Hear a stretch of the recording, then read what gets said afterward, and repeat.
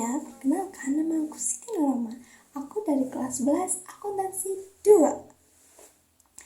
Kali ini aku akan membahas musuh terbesar kita semua. Eits, tapi bukan monster, bukan juga mantan, tapi malas belajar. Kalian pasti tidak asing kan dengan kata malas belajar. Pernah gak sih kalian udah belajar nih, buku juga udah dibuka, tapi tiba-tiba HP kalian berbunyi, ting, ada notif WA, dibukalah, dan apa yang terjadi? Yaps, betul, scroll HP sampai lupa waktu. Yang ujungnya niatnya belajar nih, malah nyamain HP sampai lupa waktu. Digeleng-geleng kepala digeleng. Nah, buat teman-teman yang sering mengalami kejadian seperti itu, aku mau kasih tips yang bisa kalian lakukan untuk mengatasi rasa malas belajar. Pertama, kita harus kenali dulu nih, kita malas buat belajar itu karena apa? Bisa jadi karena berbagai alasan, seperti capek, kurangnya istirahat, kurangnya tidur, dan banyak lagi alasan-alasan lain. Nah, kalau kita udah tahu alasannya atau penyebabnya, kita pasti akan lebih mudah untuk mengatasinya. Misalkan, kita pengen belajar nih, tapi kita capek. Habis pulang dari sekolah. Di sekolah kita belajar.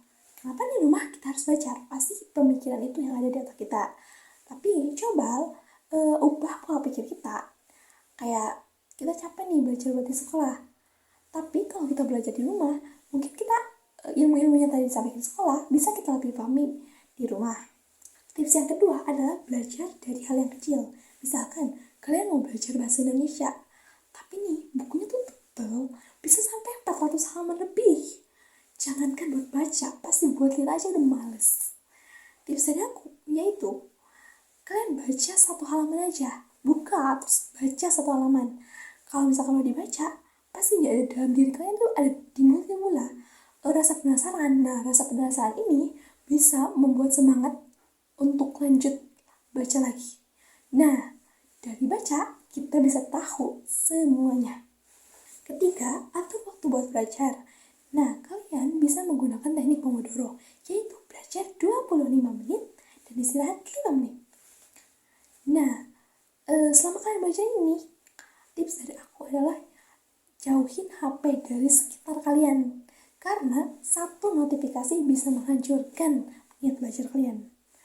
Nah, sejujurnya nih, kalau udah misalkan udah di tengah-tengah pembelajaran, buat fokus itu gampang sejujurnya. Lebih gampang dari yang kalian bayangin. Keempat, jangan belajar sendirian. Maksudnya jangan belajar itu kayak kita belajar bareng teman atau bareng saudara atau bareng siapa aja nih. Minimal nih kalau misalkan kita udah ngerasa malas, setidaknya ada yang ngingetin buat kita jangan berhenti dulu.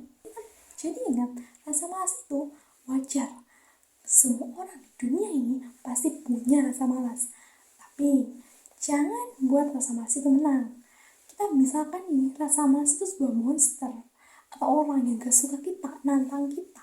Kita harus terima tantangan itu, terus membuat dia itu takluk sama kita, bukan kita yang takut sama dia. Nah, kayak gitu loh. Itu adalah tips yang bisa aku sampaikan. Semoga tips yang aku sampaikan bisa bermanfaat buat kita semua. Arigatou gozaimasu dan sampai ketemu di vlog berikutnya.